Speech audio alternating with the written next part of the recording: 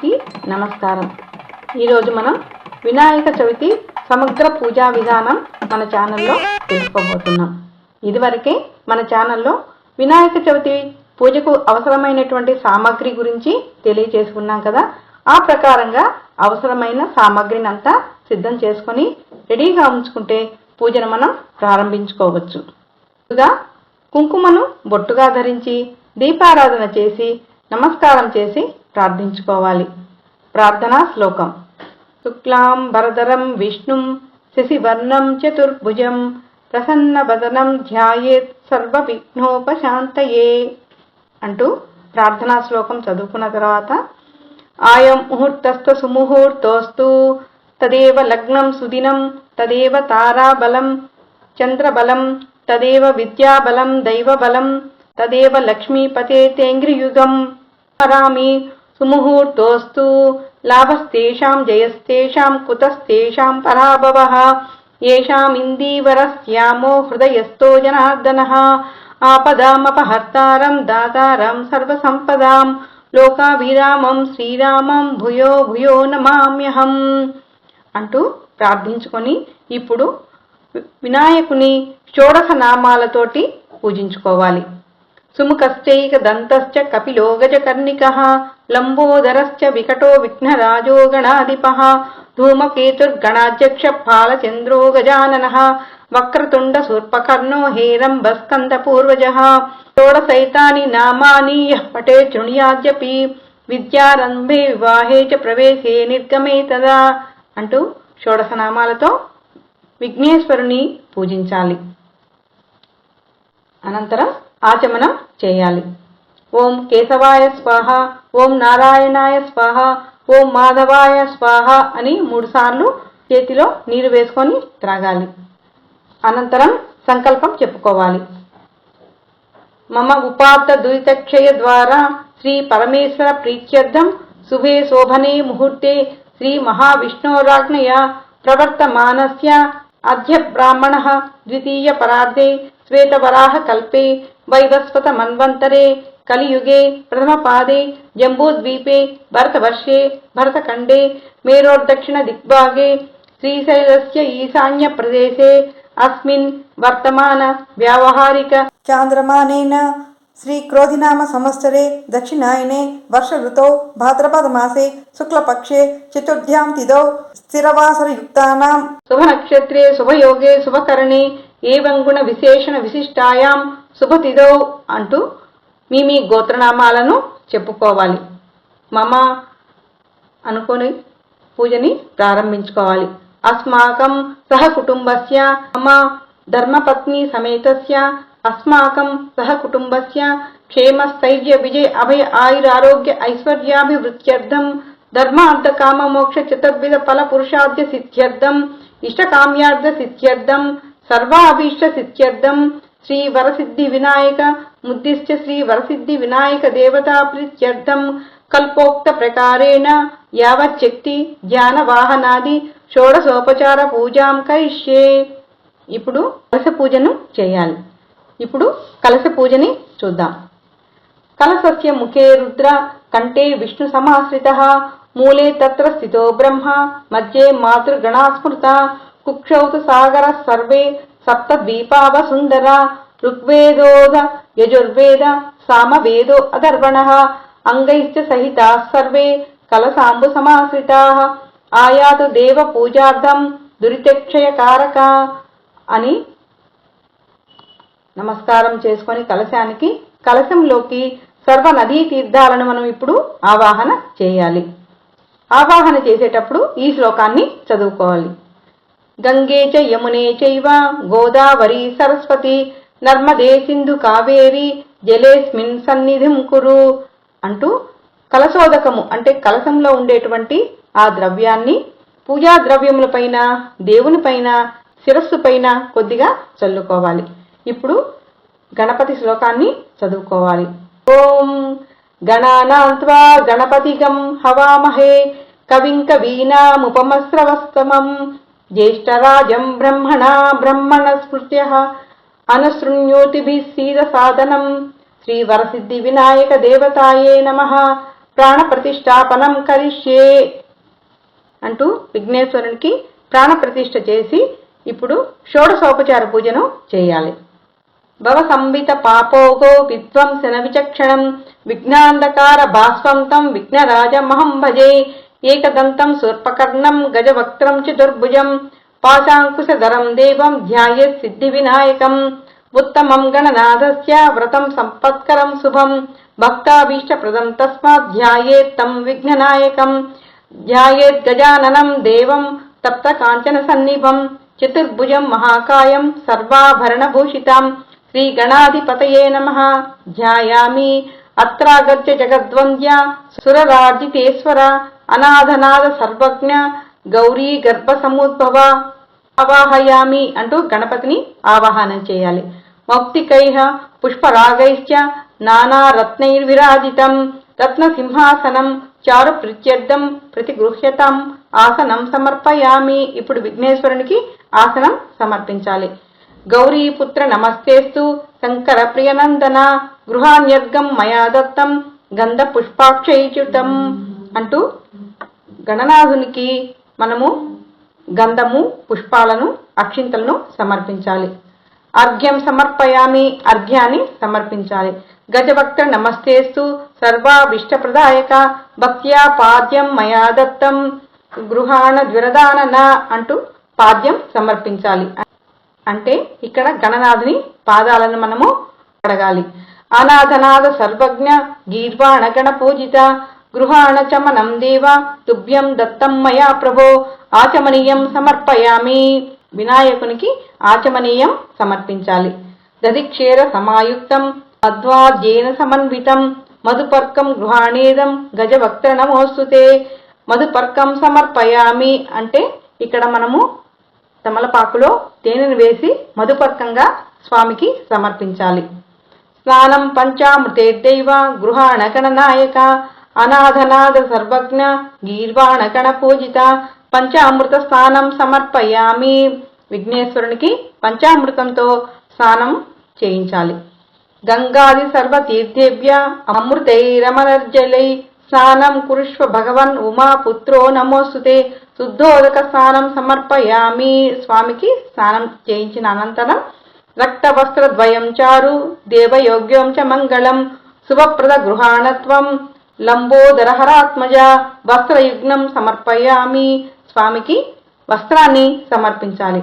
రాజితం బ్రహ్మసూత్రం చ కాంచనోత్తరీయకం గృహాణ సర్వదేవ సర్వజ్ఞ భక్తాన ఇష్టదాయక యజ్ఞోపవీతం సమర్పయామి. స్వామికి యజ్ఞోపవీతాన్ని మనం ఇక్కడ సమర్పించాలి.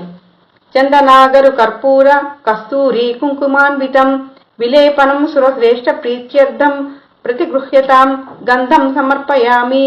వినాయకునికి గంధం సమర్పించాలి. అక్షతాన్ ధవళాన్ దివ్యాన్ శాలీయాన్ తండులాన్ శుభాన గృహాణ పరమానంద ఈశ్వర పుత్ర నమోస్తుతే. అక్షతాన్ సమర్పయామి. అక్షింతలు స్వామి పాదాల మీద వేయాలి. సుగంధాని చ పుష్పాణి జాతి కుంద ముఖాని చ ఏకవింశతి పత్రాన్ని సంగృహాణ నమోస్తుతే. పుష్పాణి పూజయామి. రకరకాల పుష్పాలతో స్వామిని మనం ఇక్కడ అర్చించాలి. ఇప్పుడు స్వామికి అభాంగ పూజను మనము చేయాలి. ఓం గణేశాయ నమః పాదౌ పూజయామి. ఓం ఏకదంతాయ నమః గుల్ఫౌ పూజయామి. ఓం శూర్పకర్ణాయ నమః జానుని పూజయామి. ఓం విఘ్నరాజాయ నమః జంగౌ పూజయామి. ఓం ఆకువాహనాయ నమః ఊరుం పూజయామి. ఓం హేరంబాయ నమః కటిం పూజయామి. ఓం లంబోదరాయ నమః ఉదరం పూజయామి. ఓం గణనాథాయ నమః నాభిం పూజయామి. ఓం గణేశాయ నమః హృదయం పూజయామి. ఓం స్థూలకంఠాయ నమః కంఠం పూజయామి. ఓం స్కందాగ్రజాయ నమః స్కందౌ పూజయామి. ఓం పాసహస్తాయ నమః హస్తౌ పూజయామి. ఓం గజవక్త్రాయ నమః వక్త్రం పూజయామి. ఓం విఘ్నహంత్రే నమః నేత్రే పూజయామి.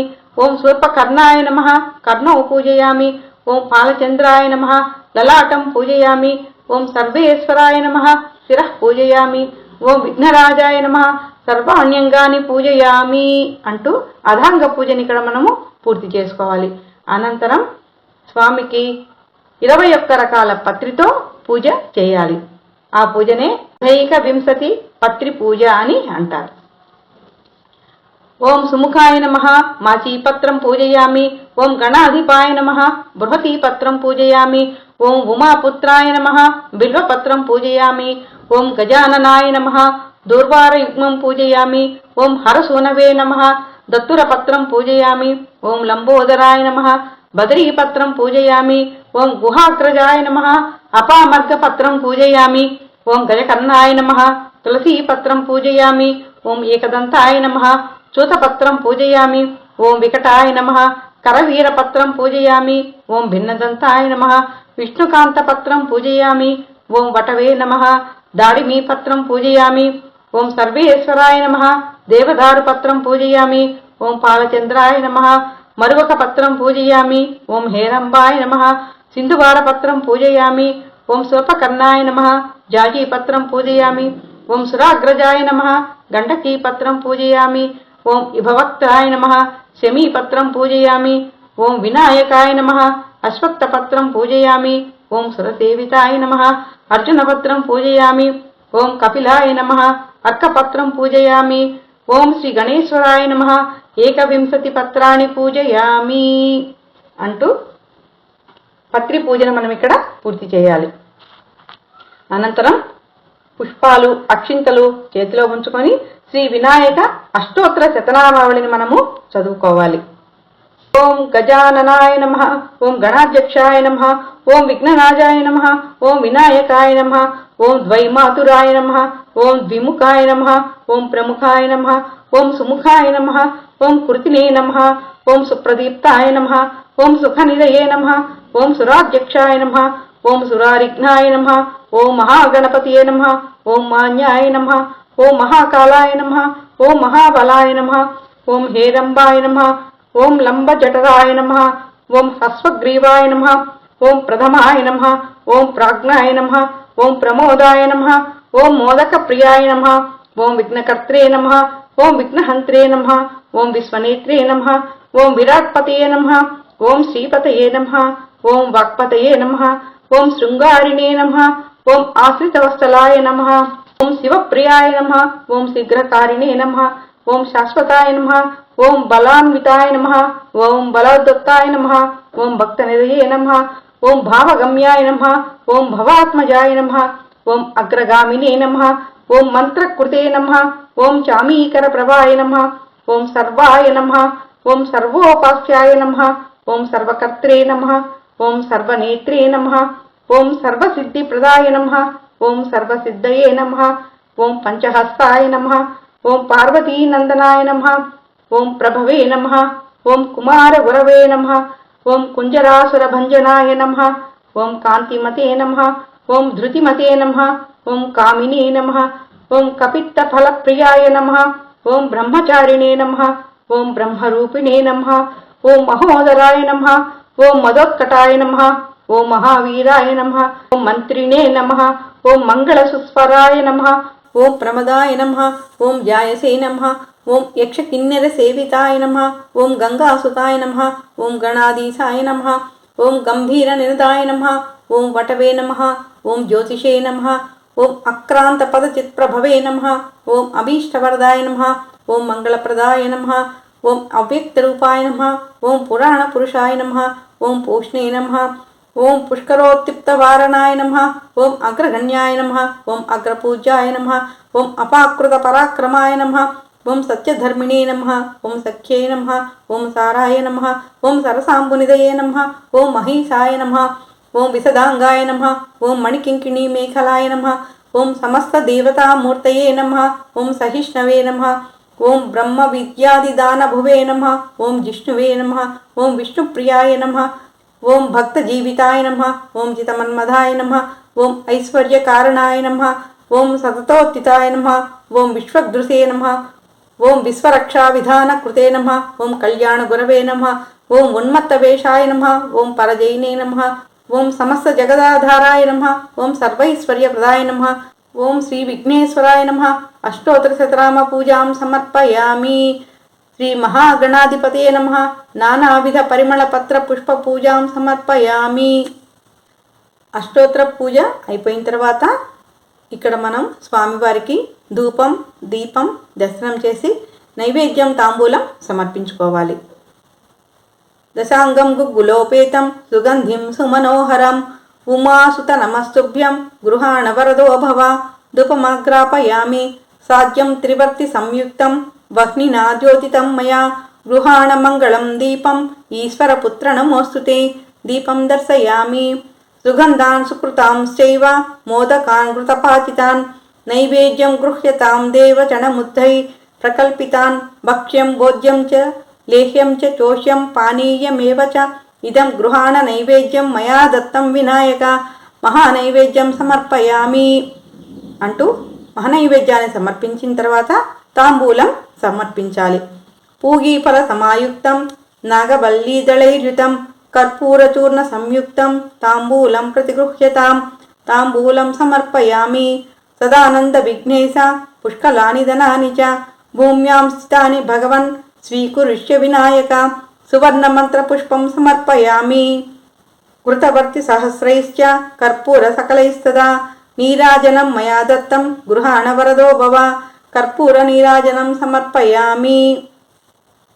కర్పూర నీరాజనం సమర్పించిన తర్వాత ఆత్మ ప్రదక్షిణం చేయాలి. యాని కాని చ పాపాని జన్మాంతరకృతాని చ తాని తాని ప్రణశ్యంతి ప్రదక్షిణ పదే పదే పాపోహం పాపకర్మాహం పాపాత్మాం పాప సంభవాం త్రాహి మాం కృపయా దేవ శరణాగత వత్సల అన్యథా శరణం నాస్తి త్వమేవ శరణం మమ తస్మాత్ కారుణ్య భావేన రక్ష రక్ష గణాధిప ఆత్మ ప్రదక్షిణ నమస్కారం సమర్పయామి. ఇప్పుడు వినాయక చవితి పూజ మనం నిర్విఘ్నంగా సంపూర్ణంగా పూర్తి చేసుకున్నాం. వ్రతకథను చదువుకోవాలి. ఈ వినాయక వ్రతకథను చదువుకొని అక్షింతలు శిరస్సున వేసుకున్నట్లయితే చవితి చంద్రుడిని చూసినటువంటి దోషం కూడా ఉండదు. అలాగే ఏ పనిలో కూడా మనకి ఎటువంటి ఆటంకాలు ఉండవు. ఇది పురాణ వచనం. ఇప్పుడు వ్రతకథను మనము తెలుసుకుందాం. పూర్వకాలంలో గజాసురునికి ఇచ్చిన వరం వలన శివుడు గజాసురుని కుక్షి అంటే కడుపులో ఉండిపోయాడు. శివుని జాడలేక ముల్లోకాలు తల్లడిల్లిపోయాయి. బ్రహ్మ విష్ణువులు గంగిరెద్దుల వాని వేషంలో గజాసురుని వద్దకు వెళ్లి ఆటపాటలతో మెప్పించగా ఆ గజాసురుడు సంతోషించిన వాడై ఏమి వరం కావాలో కోరుకోమన్నాడు. అందుకు గంగిరెద్దుల వేషంలో ఉన్న బ్రహ్మ విష్ణువులు గజాసుర పరమశివుడు లేక ముల్లోకాలు అల్లాడిపోతున్నవి, నీవు నీ కుక్షియందు నిక్షిప్తం చేసుకున్న శివుణ్ణి తమకిమ్మని కోరుకున్నాడు. మాట మార్చకుండా గజాసురుడు సరే అని అన్నాడు. అంతటా శివుని వాహనమైన నంది తన కొమ్ములతో గజాసురుని పొట్ట చీల్చి శివుడిని పరిగ్రహించాడు. అంతటా ఆ గజాసురుడు, శివ, నీవు నా శిరస్సుకు గణ్యతను చేకూర్చి నీవు నా చర్మం ధరించాలని వరం కోరుకుంటాడు. అలాగే అని పరమేశ్వరుడు అంటాడు. బ్రహ్మ విష్ణు శివ ఇంద్రాదులు దేవలోకానికి బయలుదేరారు. వినాయకుని జననం. పరమేశ్వరుడు వస్తున్నాడన్న వార్త కైలాసంలో పార్వతికి తెలిసి అభ్యంగన స్నానం చేసి పతికి స్వాగతం చెప్పాలని అభ్యంగన స్నానానికి తయారైంది. తన ఒంటికి నలుగు పెట్టుకున్న పిండితో ఒక బొమ్మను తయారు చేసి తన తపశక్తి వల్ల పొందిన వరంతో ఆ బొమ్మకు ప్రాణప్రతిష్ఠ చేసి మందిరం వద్ద కాపలా ఉంచి ఎవరినీ లోపలికి రానియవద్దని చెప్పి పార్వతీదేవి స్నానానికి వెళ్ళింది.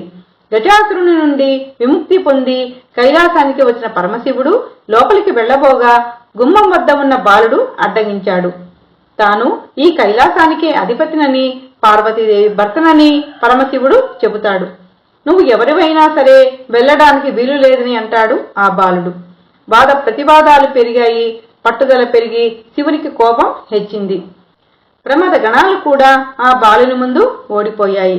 ఇక తాళలేక శివుడు త్రిశూలంతో బాలుని శిరస్సును ఖండించాడు.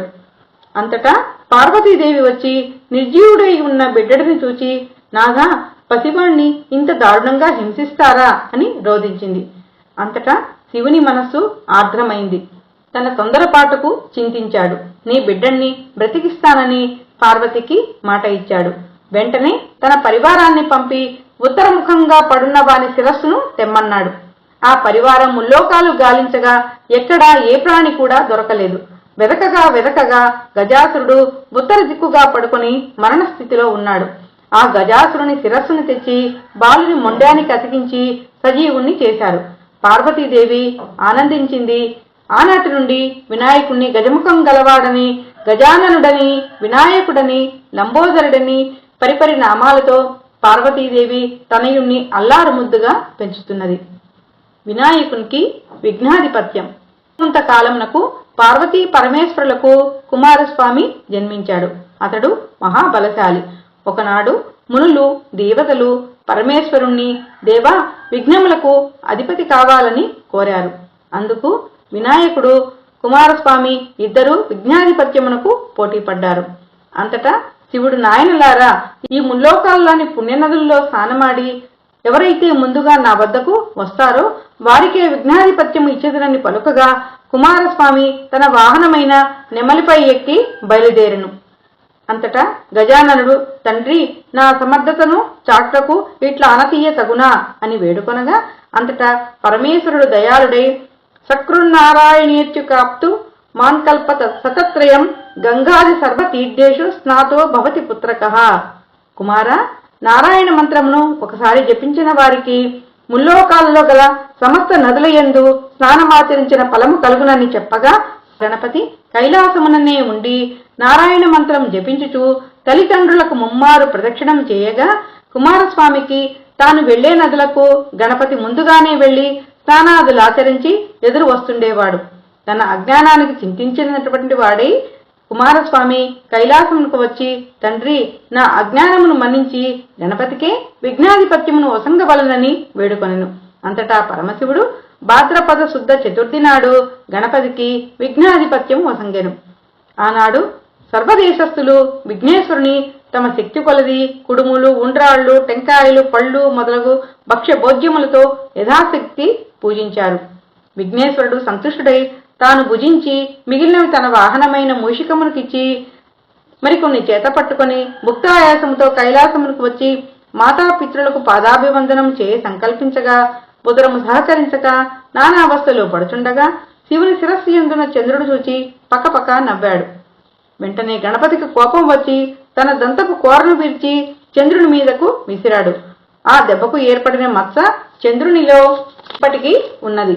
ఆవేశంతో ఊగులాడుతున్న వినాయకుని పొట్ల చిట్టింది. పాముతో బొజ్జను కట్టారు. కుమారుడి పరిస్థితికి పార్వతి ఉగ్రురాలై చంద్రుని చూచి, ఓరి చంద్ర, నీ కంటికి నా కుమారుడు అంత చులకనగా కనపడ్డా? అందగాడనుకుంటున్న నిన్ను చూచిన వారు ఉండకిలాపనిందులు కలుగుతాయని శపించింది. ఆ జగన్మాత శాపానికి చంద్రుడు గడగడలాడిపోయాడు. జగదీశ్వరి పాదాల మీద పడి శాపం ఉపశమనం వారించమన్నాడు. శాపం ఉపసంహరించబడదు అన్నది కాత్యాయని. దేవతలంతా కలవరపడి, తల్లి, చంద్రుని క్షమించు. చంద్రుని చూడకుండా ఉండడం ఎవరికి సాధ్యం? ఎవరికి ముఖం చూపలేక, ఎవరు తన ముఖం చూడక చంద్రుడు ఎక్కడైనా దాక్కుంటే దివిరాత్రులు ఎలా జరుగుతాయి? జనులు ఎలా జీవిస్తారు తల్లి? చంద్రుడి కోసం కాకపోయినా లోకాలను సంరక్షించేటందుకైనా నీ శాపాన్ని ఉపసంహరించు అని దేవతలు ప్రార్థించారు. అంతటా పార్వతీదేవి, దేవతలారా, మీ అభ్యర్థనను అర్థం చేసుకున్నాను. శాపం తప్పదు. శాప ప్రభావం పడకుండా తరుణోపాయం చెబుతాను, గుర్తెరిగి మసలుకోండి అని ఇలా చెప్పనారంభించింది. భాద్రపద శుద్ధ చవితి నాడు వినాయకుణ్ణి పూజించి పూజాక్షతల శిరస్సును చల్లుకున్న వారికి ఎలాంటి నీలాపనిందలు రావని వరమిచ్చింది. ఈ విషయాన్ని విస్మరించినా, అలక్ష్యం చేసినా ఎట్టివారికైనా నీలాపనిందలు తప్పవు. ఈ విషయాన్ని గమనించకపోవడం వల్లనే శ్రీకృష్ణుడు, ఋషివర్యులు అపనిందల పాలయ్యారు. ఒకానొకప్పుడు సప్త మహర్షులు యజ్ఞాన్ని తలపెట్టారు. యజ్ఞగుండం చుట్టూ సప్త ఋషులు తమ తమ భార్యలతో ప్రదక్షిణం చేస్తున్నారు. అలా ప్రదక్షిణం చేస్తున్న ఋషిపత్నులను చూసి అగ్నిదేవుడు వారి పట్ల మోహితుడయ్యాడు. ఇది అగ్నిదేవుని భార్య వాహాదేవి గమనించి భర్త వ్యామోహాన్ని తీర్చడానికి తాను అరుంధతి తప్ప తక్కిన ఋషిపత్నుల రూపం ధరించి పతికి ప్రమోదాన్ని తీర్చింది. అగ్నిదేవునితో ఉన్నవారు తమ తమ భార్యలే అని ఋషులు కోపగించి వారిని వెడలినారు. పార్వతి ఇచ్చిన శాపాన్ని మరిచి ఋషిపత్నులు చంద్రుని చూడడం వల్ల వారికి ఈ అపనింద కలిగింది. దేవతలు ఋషిపత్నుల దుస్థితిని పరమేశ్వరునికి చెప్పగా శివుడు జరిగిన దాన్ని ఋషులకు వివరించి వారిని స్వస్థ చిత్తులను చేసి ఋషిపత్నులను సంరక్షించాడు. సమంతక మనోపాఖ్యానం. పూర్వం శ్రీకృష్ణుడు కూడా పాలదుత్తంలో చంద్రుని చూచి నీలాపనిందల పాలయ్యాడు. ఆ కథ ఏమిటో ఇప్పుడు మనం తెలుసుకుందాం. సత్రాజిత్తు అను రాజు సూర్యుని అనుగ్రహంతో సమంతకమణిని పొందుతాడు. ఆ సమంతకమణి రోజుకు 1000 మణుగుల బంగారాన్ని ఇస్తూ ఉండేది. ఆ మణిని తనకిమ్మని ఆ రాజును శ్రీకృష్ణుడు కోరగా సత్రాజిత్తు అందుకు అంగీకరించలేదు. ఒకనాడు సత్రాజిత్తు తమ్ముడు ఆ సమంతకమణి హారాన్ని మెడలో వేసుకుని అడవికి వేటకు వెళ్ళాడు. అతన్ని ఒక సింహం వధించి ఆ హారాన్ని అపహరించింది. ఆ సింహం వద్ద గల ఆ మణిని జాంబవంతుడు చూశాడు. ఆ మణిని తన కుమార్తెకు కానుకగా ఇస్తే సంతోషిస్తుందని దాని కొరకై సింహంతో పోరాడి దానిని వధించి ఆ హారాన్ని తీసుకువెళ్లి తన కుమార్తెకు ఇస్తాడు. శ్రీకృష్ణుడే తన తమ్ముని చంపి సమంతకమణిని అపహరించాడని సత్రాజిత్తు తలచి లోకమంతా ప్రచారం చేశాడు. ఈ వార్త కృష్ణుని చెవిన పడింది. తనకి ఈ నీలాప నింద ఎందువల్ల కలిగిందని ఆలోచించి క్షీరభాండంలో చంద్రుని చూడడం వల్లనే ఈ నీలాప నింద కలిగిందని గ్రహించాడు.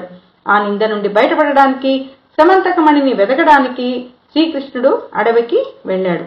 అక్కడ గల సింహం జాంబవంతుల అడుగుజాడలను చూచి వాటిని అనుసరించి జాంబవంతుని గుహకు వెళ్ళాడు. ఆ గుహలో ఉయ్యాలకు వేలాడుతూ కనపడిన సమంతకమణిని చూశాడు. దానిని తీసుకుని పోగా జాంబవంతుడు వచ్చి శ్రీకృష్ణునితో కలబడ్డాడు. అహోరాత్రులు హోరాహోరీగా చెట్లతో గదాఘాతాలతో 18 రోజుల పాటు యుద్ధం భీకరంగా జరిగింది. తుదకు జాంబవంతుడు తనతో ఇన్ని రోజులు అలసిపోకుండా యుద్ధం చేసింది త్రేతాయుగంలో శ్రీరాముడేనని గ్రహించి సమంతకమణిని శ్రీకృష్ణుడికి ఇచ్చి తన కుమార్తెకు జాంబవతితో వివాహం జరిపిస్తాడు. శ్రీకృష్ణుడు ద్వారకకు వచ్చి సత్రాజిత్తును పిలిచి జరిగిన సంగతంతా చెప్పి సమంతకమణిని వానికి ఇచ్చివేస్తాడు. సత్రాజిత్తు తన తొందరపాటును పొరపాటును గ్రహించిన వాడే ఆ మణితో పాటు తన కుమార్తెకు సత్యభామను శ్రీకృష్ణునికి ఇచ్చి వివాహం జరిపిస్తాడు. ఇదంతా చతుర్దశి నాడు క్షీరభాండంలో చంద్రుని చూచిన ఫలమని తన వారందరకు చెప్పాడు శ్రీకృష్ణుడు. సకల జనులు ఈ వినాయక వ్రతాన్ని భాద్రపద శుక్ల చతుర్థి నాడు తమ శక్తి కొలది యథాశక్తి వినాయకుని పూజించి అర్చించి పూజానంతరం కథను చదువుకొని అక్షింతలను శిరస్సును వేసుకున్న ఎటువంటి నీలాప నిందలు కలగవు, సకల ఐశ్వర్యాలను పొందుతారు. పూర్వం ఈ వ్రతమును సీతాదేవిని వెతుకుతున్నప్పుడు శ్రీరాముడును, వృతాసురుని వధించినప్పుడు ఇంద్రుడును, గంగను భూమికి తెచ్చే సమయంలో భగీరథుడును, అమృతోత్పాదనము చేయనప్పుడు దేవాసురును, కుష్ఠు వ్యాధి నివారణకు సదాశివుడును, తమ రాజ్యాన్ని తిరిగి పొందుటకై ధర్మరాజును చేసి సకల విజయములను సాధించిరి. ఇప్పుడు గణపతి వ్రత కథ సమాప్తమైంది. ఇప్పుడు మనము వినాయకునికి మంగళహారతులను పాడుకుందాం.